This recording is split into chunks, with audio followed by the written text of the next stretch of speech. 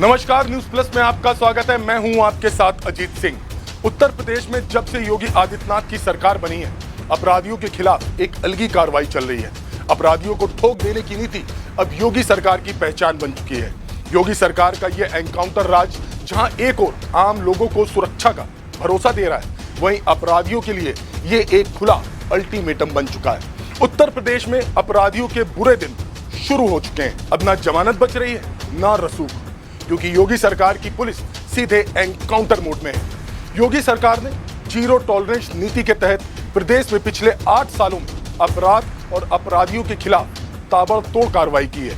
Encounter में 234 दुर्दांत अपराधियों को मुठभेड़ के दौरान यमलोक की यात्रा पर भेजा जा चुका है। उत्तर प्रदेश में जब से योगी आदित्यनाथ की सरकार आई है, तब से अपराधियों की नींद हराम हो चुकी है। एनकाउंटर का डर इस कदर है कि अब अपराधी खुद पुलिस के सामने सरेंडर कर रहे हैं। माफिया डॉन विकास दुबे का एनकाउंटर हो या फिर अतीक अहमद और अशरफ की सड़क पर सरेआम हत्या, हर एक घटना ने अपराधियों को यह साफ संदेश दिया कि अब यूपी में कोई माफी नहीं है। योगी सरकार की एनकाउंटर पॉलिसी का असर ऐसा हुआ कि दर्जनों कुख्यात बदमाश यूपी छोड़कर बिहार, दिल्ली, मध्य प्रदेश जैसे राज्यों में छिपते फिर रहे हैं। एनकाउंटर पॉलिसी को लेकर सरकार का कहना है इससे अपराध के मामलों में बड़ी कमी आई है।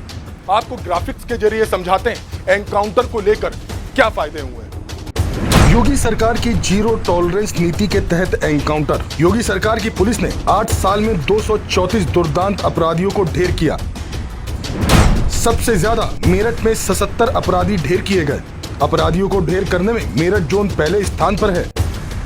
एनकाउंटर की कार्रवाई में दूसरे नंबर पर वाराणसी जोन और तीसरे नंबर पर आगरा जोन रहा। कमिश्नरेट में सबसे ज्यादा लखनऊ कमिश्नरी ने बाजी मारी, जहां 11 अपराधी ढेर किए गए। एनकाउंटर से हुए फायदे। कानून व्यवस्था बेहतर हुई, व्यापारी सुरक्षित महसूस कर रहे हैं। अपराध में भारी गिरावट। 2016 से 2023 तक हत्या में 15% की कमी आई, लूट में 22% की कमी आई, रेप में 10% की कमी आई। चलिए आपको राजधानी लखनऊ से ताजा एनकाउंटर की एक खबर बताते हैं, जहां आलमबाग थाना क्षेत्र में एक सिपाही की पत्नी के साथ लूट की घटना को अंजाम देकर मौके से फरार हो जाने वाले अभियुक्त की आलमबाग पुलिस टीम के साथ मुठभेड़ हो गई।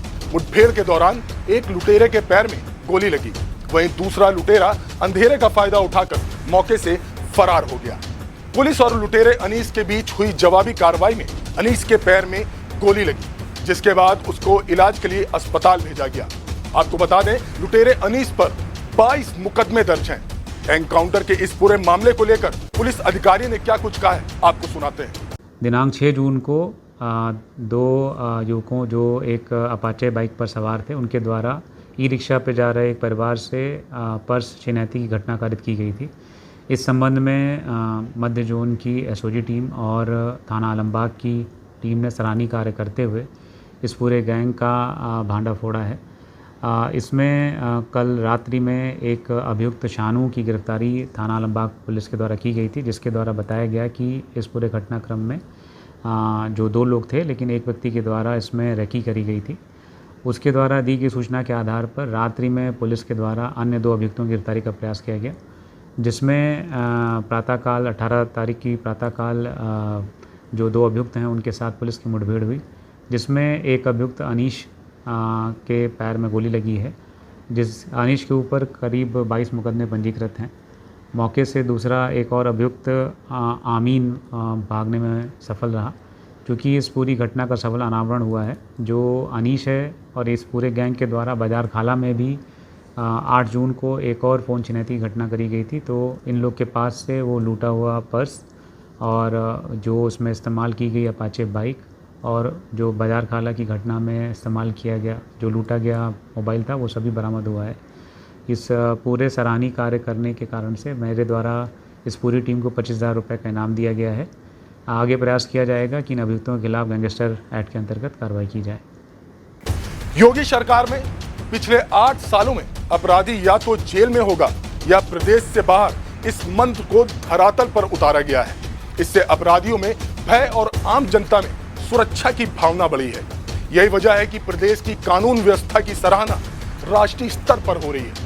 योगी सरकार की नीति के तहत पुलिस ने संगठित अपराध, माफियागिरी और अवैध वसूली पर सख्त प्रहार किया है। मुठभेड़ों के साथ ही संपत्ति कुर्की, गैंगस्टर एक्ट के तहत कार्रवाई और एनएसए जैसे कानूनों के प्रावधानों को भी प्रभावी ढंग से लागू किया है। उत्तर प्रदेश में योगी सरकार की जीरो टॉलरेंस नीति के तहत अपराधियों के खिलाफ चलाई ये 8 सालों का अभियान न सिर्फ आंकड़ों में बल्कि जमीनी हकीकत में भी कानून का राज स्थापित करने में सफल रहा है। पुलिस की त्वरित, कठोर और साहसिक कार्रवाई ने अपराधियों को प्रदेश छोड़ने पर मजबूर कर दिया।